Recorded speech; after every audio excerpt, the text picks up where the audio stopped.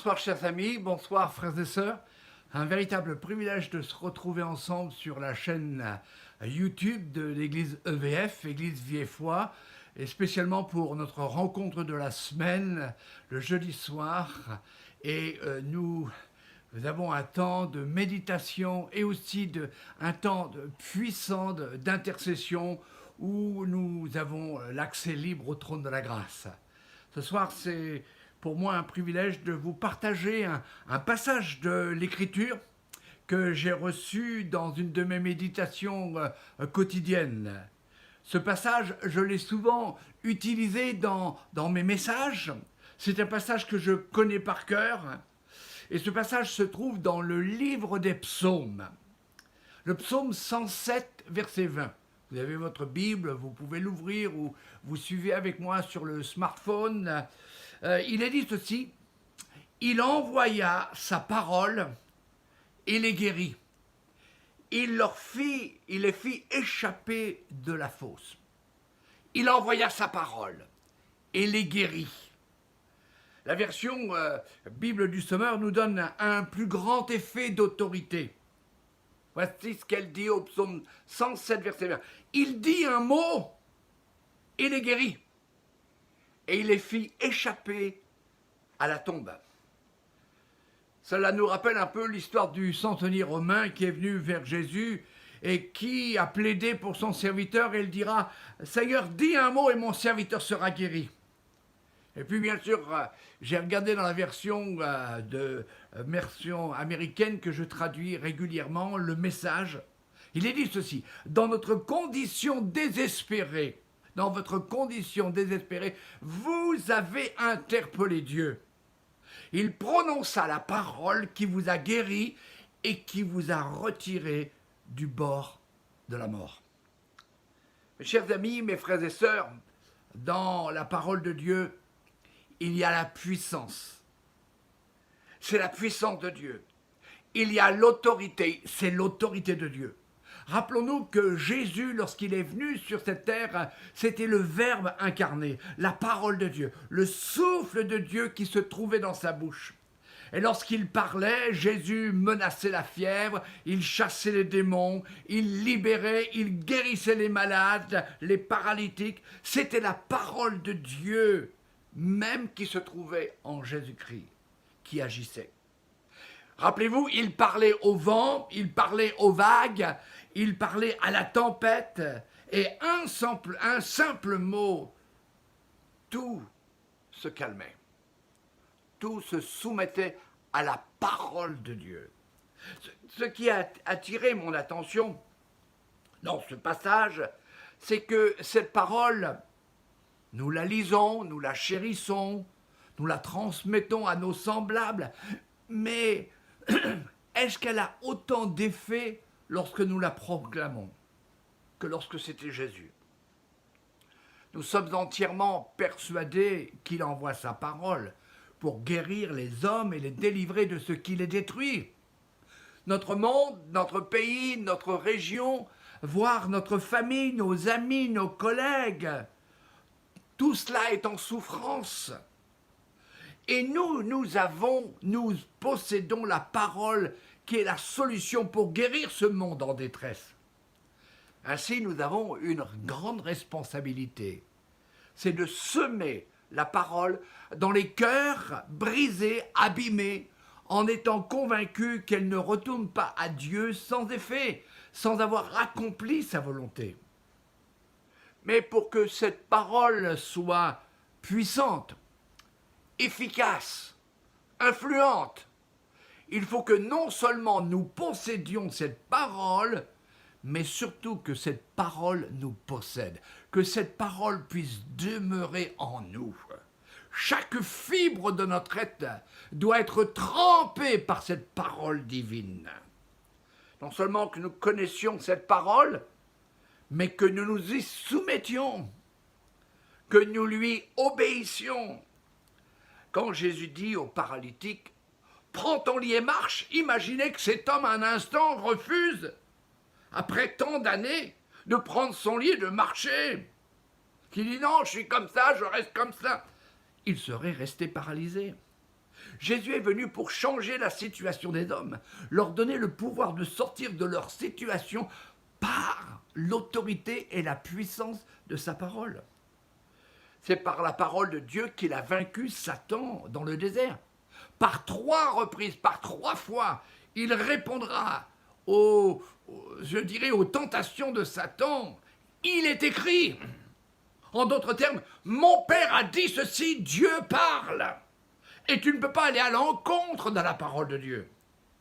Comme Jésus dit à la femme qui était en sursis de lapidation, à cause de ce qu'elle avait été prise en flagrant délit d'adultère. Moi non plus, je ne te condamne plus. Va, mais écoutez bien la parole, va et ne pêche plus. Cette parole l'a libérée de son péché, mais aussi de sa condamnation. Et aussi le risque d'être prochainement lapidé. Vous savez, on ne joue pas avec la grâce, celle qui est prononcée par celui qui s'appelle la parole. J'ai la conviction qu'il est temps, et il est grand temps, que nous laissions la parole habiter en nous, demeurer en nous. Il est temps de s'y conformer, de laisser cette parole nous laver, nous purifier, nous vivifier, nous rafraîchir, mais aussi nous ramener à cette obéissance intégrale. Même si les temps ont changé, même si les mœurs ont changé, la culture a changé, sa parole est immuable. Ce qui est bien, et ce qui est mal, est mal. Ce que la parole appelle le péché, reste le péché. Et si nous voulons que la puissance et l'autorité de cette parole soient dans notre bouche, il faut aussi qu'elle soit dans notre cœur, dans notre vie, dans notre façon de vivre. Une totale adhésion à cette parole, une totale soumission. Ne prenons pas une partie de la parole qui va nous intéresser plus qu'une autre. Prenons la parole entière. David l'avait bien compris, le grand roi David. Il dira dans le psaume 66, verset 18, « Si j'avais conçu l'iniquité dans mon cœur, le Seigneur ne m'aurait pas exaucé. » La Bible du Semeur nous dit ceci, « Si j'avais gardé dans mon cœur des intentions coupables, le Seigneur ne m'aurait pas écouté. » Et puis, la version du message. Écoutez bien, moi je l'aime parce que elle va absolument dépeindre le chrétien mondain, le chrétien charnel. Si j'avais été à l'aise avec le mal, avec le péché, le Seigneur ne m'aurait jamais écouté.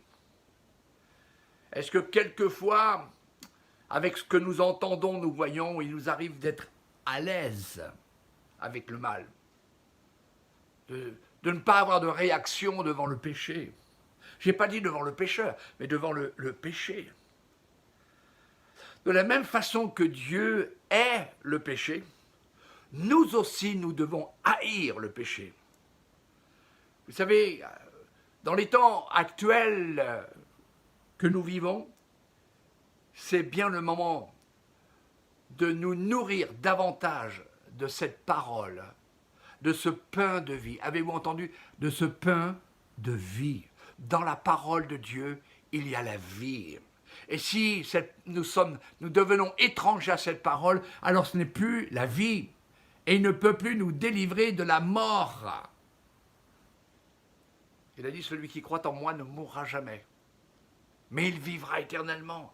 Dans la parole de Dieu, il y a la vie, il y a le souffle de la vie.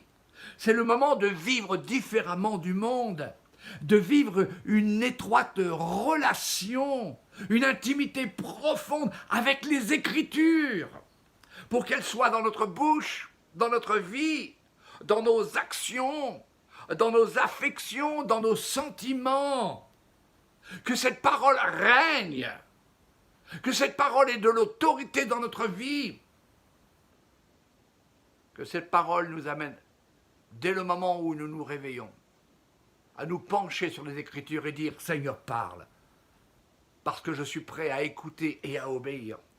C'est le moment de prier chaque jour pour que Dieu remplisse notre bouche de sa parole, que nous puissions parler par l'inspiration du Saint-Esprit qui se trouve dans cette parole, que rien dans notre cœur ne nous condamne, Et nous verrons la puissance de Dieu se manifester. Nous verrons que sa parole dans notre bouche, si vraiment c'est sa parole qui demeure, si c'est sa parole qui, je dirais, règne, si notre vie entière est trempée de sa parole, alors la parole de Dieu dans notre bouche sera libératrice, guérissante, salvatrice. Nous n'aurons pas besoin de faire de grandes prières, de longues prières pour voir le salut de nos voisins, le salut de nos familles. Mais il suffira de proclamer une parole, la parole de Dieu, et elle fera son effet. N'avez-vous pas envie de voir ce que la parole de Dieu peut faire lorsque nous la proclamons, lorsque nous la partageons? J'aimerais poser une question. Aimons-nous la parole de Dieu? Est-ce que dans notre cœur il y a un saint amour pour cette parole? Et cet amour nous amène à ne jamais nous en séparer, à ne jamais prendre, je dirais, un congé de la parole de Dieu. Est-ce que nous la lisons tous les jours? Est-ce que, au lieu de lire des tas de chapitres, nous nous concentrons sur ce que nous lisons et lorsqu'il y a une déclaration qui fait flash dans notre vie, alors nous commençons à la méditer, nous regardons à certains commentaires, nous cherchons aussi des versets parallèles parce que nous avons soif de cette parole. Nous sommes tombés amoureux de la parole. Si tu es amoureux de Jésus, tu es amoureux de sa parole. Est-ce que nous vivons en relation avec l'auteur du livre? Est-ce que nous dialoguons avec celui qui a dit que la lumière soit? Au paralytique, lève-toi et marche. Au lépreux, je le veux, sois pur. Notre monde, comme nous dit un de nos chants, est en déclin. Et la suite, c'est « Mais Père, tu as un plan divin !» Le racheter, le relever. Mais comment? Avec la parole qui nous habite, qui demeure en nous. Cette parole que nous devons partager, cette parole que nous devons annoncer sans hésitation. Et lorsque nous hésitons, c'est parce qu'il y a un manque de la parole de Dieu. Cette parole, elle va nous donner du courage, elle va nous donner de la hardiesse. Et il n'y aura plus de timidité, parce que cette parole est esprit et vie. Et il ne faut pas que les enfants de Dieu et la foi des enfants de Dieu soient en déclin. Mes frères, mes sœurs, mes chers amis, je crois que le déclin que nous voyons aujourd'hui autour de nous doit nous inspirer à vivre la parole de Dieu, à obéir à cette parole et à proclamer cette parole qui sera la guérison pour notre pays, pour notre région, pour notre département, pour notre voisinage et surtout pour nos familles. Il est important que nous puissions atteindre les blessés du chemin. Il est important que nous puissions poursuivre l'œuvre de Jésus. Il est venu chercher et sauver ce qui était perdu. Et ce n'est pas parce qu'il a dit tout est accompli que nous devons nous reposer sur nos lauriers, sur notre salut, sur la garantie de notre vie éternelle. Mais il faut poursuivre l'œuvre de Jésus et continuer à porter cette parole, à transmettre cette parole, à donner cette parole d'autorité. C'est là la responsabilité de tout enfant de Dieu. Nous devons prendre conscience que même si ce monde est profondément blessé, ce monde ne viendra pas à nous. Ne nous faisons pas d'illusions à ce sujet. La parole que Jésus a donnée à ses disciples, c'est celle-ci. Allez par tout le monde et prêchez la bonne nouvelle à toute la création. Prêchez quoi? Prêchez la bonne nouvelle. Annoncez la parole qui dit que Dieu aime le monde et qu'il ne veut qu'aucun périsse.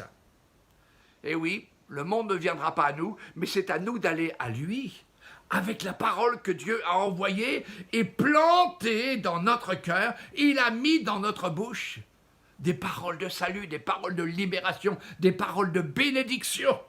Le bénédiction. Paul dira, comment croiront-ils en celui dont ils n'ont pas entendu parler? Et comment entendront-ils parler s'il n'y a personne qui prêche? Vous trouvez cela dans le livre des Romains, l'épître de Paul aux Romains, au chapitre 10, verset 14. Cette parole va guérir ceux qui vont l'entendre. Et si cette parole est vécue, pratiquée dans nos vies, elle parlera encore plus fortement. Et ils croiront parce que cette parole va les guérir. Une dernière petite pensée, et c'est ce que Jésus a dit, vous avez reçu gratuitement cette parole. Elle vous a affranchi, elle vous a libéré, elle vous a guéri, elle vous a touché, elle vous a convaincu, elle vous a sauvé. Vous l'avez reçue gratuitement. Alors dispensez cette parole gratuitement. C'est-à-dire, ne vous retenez pas. À chaque occasion que Dieu vous donne, ouvrez la bouche et bénissez, guérissez. Révélez cette parole dans votre vie. Et l'on verra des gens de tout horizon venir à Christ. Je termine en rappelant cette portion des Écritures qui est le thème de cette petite méditation. Il envoya sa parole et les guérit. Il envoya sa parole et peut-être pour toi qui es dans la souffrance, mon frère, ma sœur, et qui a une peine, tu es dans la douleur, tu es dans le chagrin. Il envoya cette parole et cette parole dit « Je suis l'Éternel qui te guérit. Je suis l'Éternel qui te sauve. Je suis l'Éternel ta paix. Je suis l'Éternel Shalom. Je suis l'Éternel ta bannière. Je veux te couvrir. Je veux te prendre dans mes bras. Laisse-toi guérir. Mais laisse-toi guérir afin de guérir les autres. » Le démoniaque de Gadara a voulu suivre Jésus, mais je lui ai dit non, va, retourne chez les siens, chez les tiens, et dis-leur ce que Dieu a fait dans ta vie. C'est notre mission. Il envoya sa parole. Nous recevons sa parole. Elle nous a guéris, mais notre responsabilité, c'est de guérir et de sauver tous ceux qui sont autour de nous. Que Dieu puisse bénir cette parole, et que cette parole puisse vous aider, puisse vous stimuler, puisse y avoir un divin électrochoc. Que Dieu vous bénisse. Amen. Je vais vous partager, il y a 4 sujets de prière. Et après que vous verrez sur l'écran ces 4 sujets, à chaque sujet, il y aura un moment d'intercession. Et je vous demande réellement devant le Seigneur, si vous êtes avec votre femme, avec vos enfants, alors unissez-vous, plongez dans la présence de Dieu, priez, intercédez, délivrez, liez les puissances de ténèbres, parce que c'est notre rôle. Le premier sujet est celui-ci. Demandons au Seigneur un nouvel amour pour sa parole. Qu'elle nous remplisse, qu'elle demeure en nous chaque jour, afin d'opérer la guérison dont le monde a besoin. Ça, c'est le premier sujet. Le deuxième sujet, et ça, je l'ai à cœur. Prions pour les familles de nos frères et sœurs en Christ. C'est-à-dire les enfants, les petits-enfants, la famille de nos frères et sœurs qui ne connaissent pas Dieu et qui vivent des moments de détresse. Ils savent certainement qu'il y a un Dieu, mais ils vivent en dehors de sa présence. Prions et prononçons la parole de libération, la parole qui va ouvrir leurs yeux. C'est le deuxième sujet. Et puis, le troisième sujet, comme certainement vous l'avez vu dimanche sur l'écran, vous l'avez vu aussi sur les réseaux sociaux, prions pour que l'attaque qui est menée par les politiques contre l'Église de Jésus, et spécialement le monde chrétien, évangélique, protestant, prions parce qu'il y a des mensonges qui sont dits contre l'Église, cette loi qui est en train d'être votée, qui va entamer notre liberté, eh bien que Dieu nous donne une année de grâce. Et que nous puissions faire cette prière. Seigneur, vois leurs menaces. Et Dieu leur accorda la puissance d'annoncer l'évangile, d'annoncer la parole. Et puis, prions pour que la France soit visitée par le Saint-Esprit. Et que nous puissions voir, nous puissions ordonner à ce que ce virus soit éradiqué, puisse reculer. Alors prions bien sûr pour notre pays de France, pour le gouvernement, les autorités, mais prions aussi pour l'Hexagone, les pays et le monde entier. Et surtout que le peuple de Dieu soit protégé. Je vous souhaite un bon moment de prière, ces 4 sujets qui sont tellement importants. Que Dieu vous bénisse. À tout à l'heure pour la prière finale.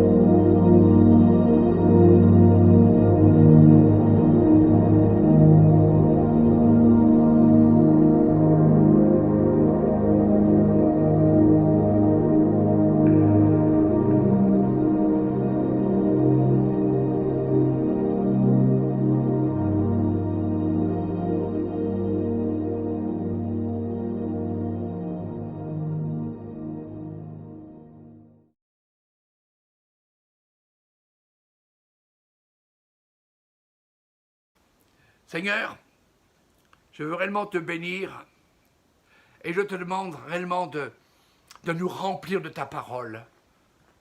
Que toi, le Verbe incarné, tu demeures en nous.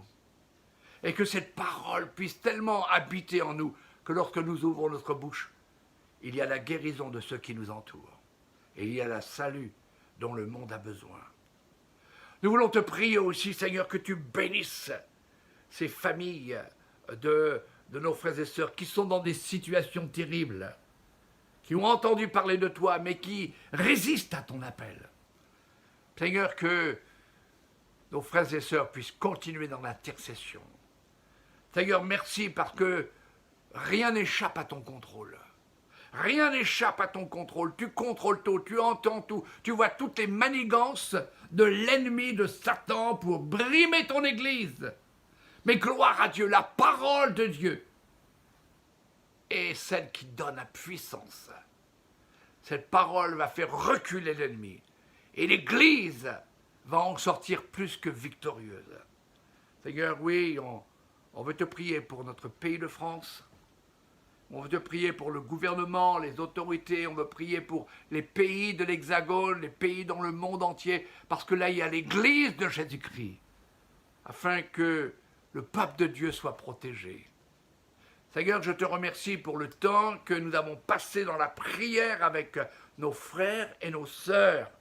Que réellement la puissance de cette parole puisse nous transpercer, puisse nous remplir, puisse nous saturer, que nous puissions être imbibés de cette parole, pour que lorsque nous sommes attaqués, nos ennemis viennent peut-être nous insulter ou nous menacer ou vouloir nous déstabiliser, la parole de Dieu répond et l'ennemi se retire.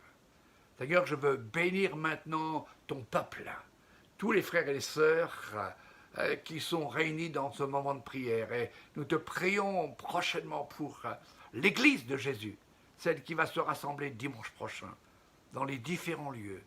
Nous te bénissons, nous louons ton nom. À ton nom soit seule la gloire. Amen. Bien-aimés, je vous dis à dimanche prochain, notre culte, 10h30. Que Dieu vous bénisse.